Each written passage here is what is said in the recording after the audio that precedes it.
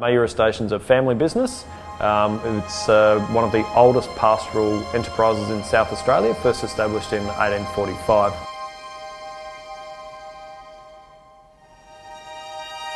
We specialise in full-blood Wagyu cattle and have been doing so since the mid to late 90s, and we've built up our business now so that we run just over 8,000 head of full-blood Wagyu cattle. We're based here in the Limestone coast of South Australia, and we're a fully vertically integrated business. We breed all our own cattle, but we also grow the majority of feed and fodder that the cattle consume right here at Mayura. So really we're like a one-source operation, or you're getting the true terroir or provenance of the area with our products. So the cattle are born here, they live their whole life here. They eat the feed and fodder that it's grown within 20 kilometres, and it's mainly grown here at Mayura. So we have our own large-scale cropping operation. They drink the water from this region, they breathe the air from this region. So everything is about having its own unique provenance here. It's really important. So the Mayura breeding herd is split into two succinct herds. So we have an autumn breeding herd and a spring breeding herd. And basically what that means is we've got a year-long supply of calves to feed into our production process. Which is really important because when you're producing beef, you want it all to be a similar age. So by having this spread of calving all the way through the year, we know that we're delivering fresh product all the time. After the calves are born, they spend their first 6 months with their mother. So they drink milk, eat a bit of grass out on the pastures. After that, they're weaned from their mum, and that happens at 6 months of age.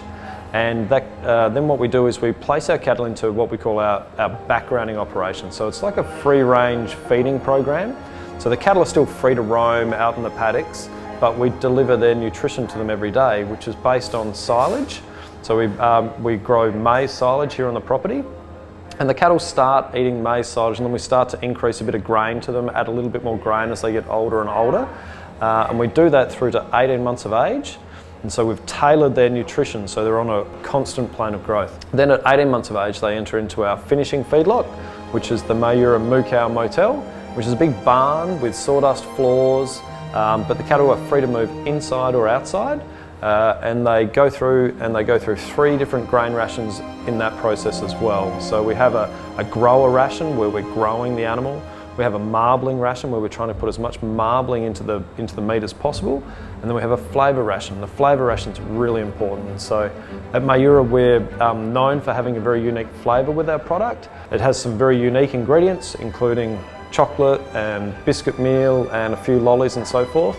And some of that product is designed to give the product a beautiful sweetness and also a nuttiness to its flavour. They don't just eat the chocolates and lollies, but that's part of a complete ration. So it's a balanced diet still, and they love it. As soon as the ration comes out, they go scurrying around for it, and they find that and eat that first. So they tend to eat their dessert before their main. We're about creating and producing a beef product which has the ultimate wow factor. So I'm a self-professed meat nut, so I just love beef. And I just want to produce something which, when people have a slice of it, lives up to expectations. But it's not just about being really tender; it has beautiful flavour. So that's been my goal, is to produce beef with a wonderful flavour profile. But it's all come on the back of being focused on producing the best quality beef we can.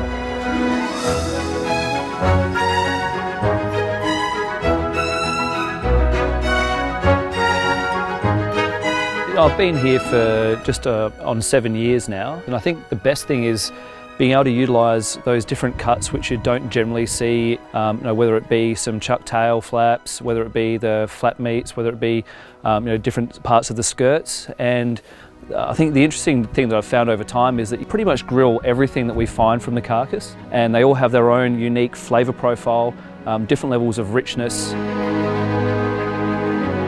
It is always a consistent product, but then further from that, it's really that wow factor.